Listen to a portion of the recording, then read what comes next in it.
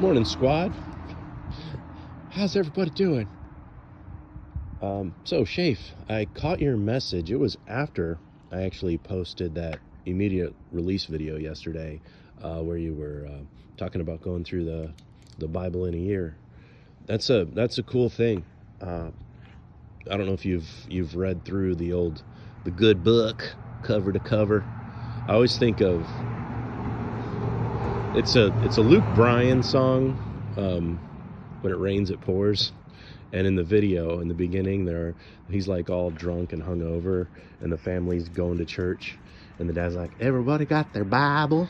And I always think of how, in our professed religion, we carry around this whole tome of text, and like it's all we've got, our big pile of holy scrolls. Could you imagine in the original, to bring that to wherever we're going? We'd have like these. You'd probably need a wagon or a truck to bring all those scrolls of text.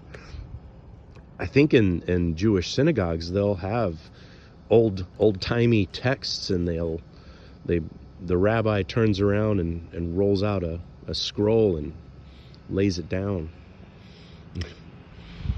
So it made me think about, and I'm not meaning this to, it's not a humble brag or a flex or anything like that, but when I was originally setting about that task, shamefully, it was only about 20 years ago was the first time I actually went through everything. And I said, might have been a little less than that even, but I was having this conversation with my wife. Now, she's a preacher's kid, and I kind of said to her offhand, I'm like, "Have you read through the whole Bible?" And she's like, "No." I'm like, "Huh," because I figured if anybody had, she had.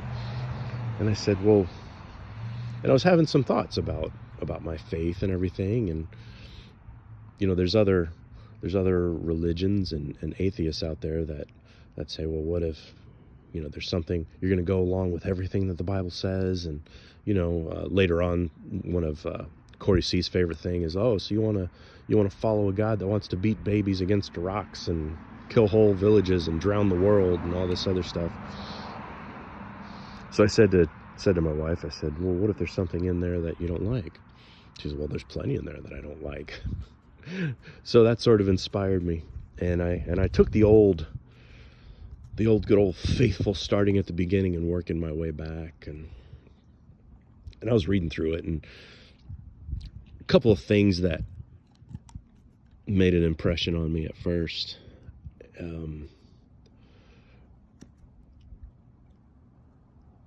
Genesis, it was surprising in Genesis, reading it from the front to the back. It was surprising to me in Genesis that how quickly it gets down to business. Like, you got the story of Adam, then you got the story of Noah, and then you're into Moses before you even know it. It's pretty wild. All these Sunday school stories. It impressed me how rapid in succession. You think that everything's so big, and I think Joseph, the story of Joseph, is even in there. Genesis is one amazing book.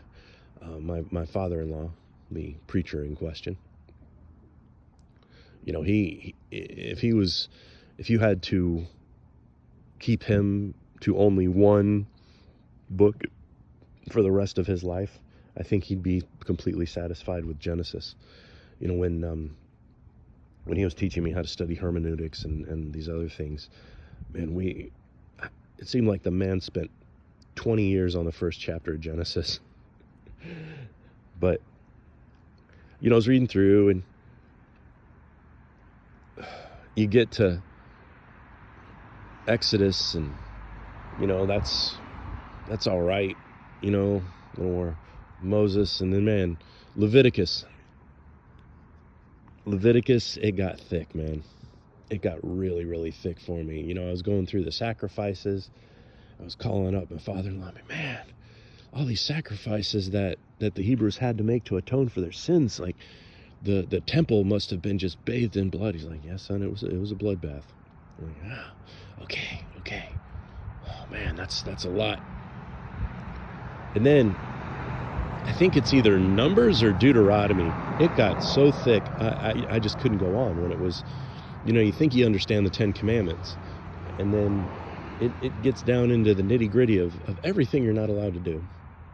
And, as a believer, I'm sitting there reading, I can do this, I can do that, I can do this, I can do this other thing.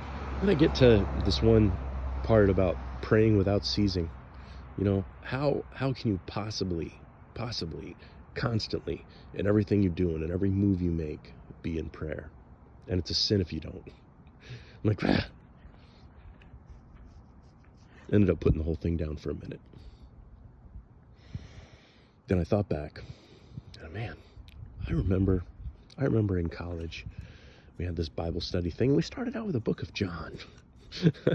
Almost like going back from where in the Word it talks about when you're first starting out, and you start out and you need milk, and then, as far as like the Word goes.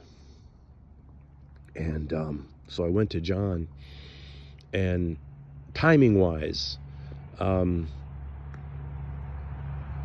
it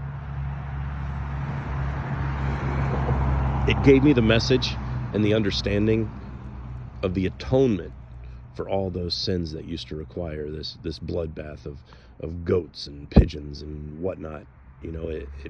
I had this Old Testament perspective of the salvation of what Jesus was providing. It was really amazing to get New Testament gospel amidst when I was in this Old Testament situation without a turn to make. I think that's awesome. And there's a couple of other experiences that I've had, and I'm really, really hoping that you'll be willing to share it. I can, share some of my experiences with it too. I did that, and I think I finished off with John, and that sort of fortified me enough, in my personal faith, that I went back to the Old Testament, and again, please forgive me, I'm not sure if it was Deuteronomy that lugged me down or Numbers, but man, Numbers is tough.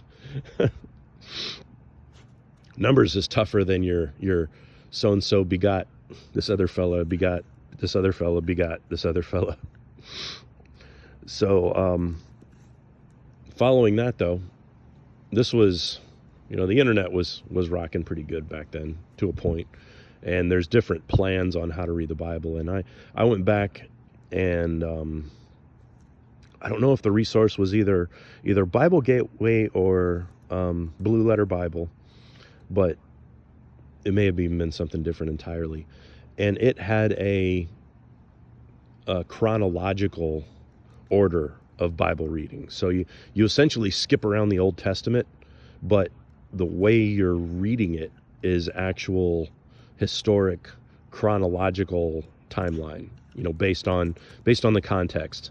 I'm guessing as good as biblical scholars can do.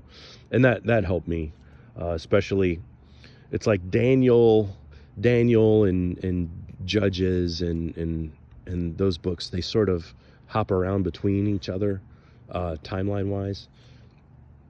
So that pretty much powered me through it, man. And not that it was like a powered through. And I had I think about halfway through, I just sort of, it was even at work, I had the Bible Gateway open on my computer, and whenever I had like some downtime at work, I'd hit it again. My first read through, I was using the New International Version, and I've since gone back to the King James Version quite a bit, for the sake of, there's some, from my point of view, there's better word usage as far as translation. The King James Version is a little bit higher than New International, but I've also just in it's tough to explain, but King James, obviously, maybe I don't have to tell you, but it's in a different language, in that older style of English, but it has some different verbiage in how it translates. I find myself more so, like if I'm doing an in-depth study, I really like to hit the Greek references for the New Testament and the Hebrew references for the Old Testament. But all right, sorry to nerd out there, but getting back in the Word this year, I'm pretty passionate about it, and I'm excited for your partaking. Anybody else in the group read through the Bible or doing study? I'm all ears. I'm into it.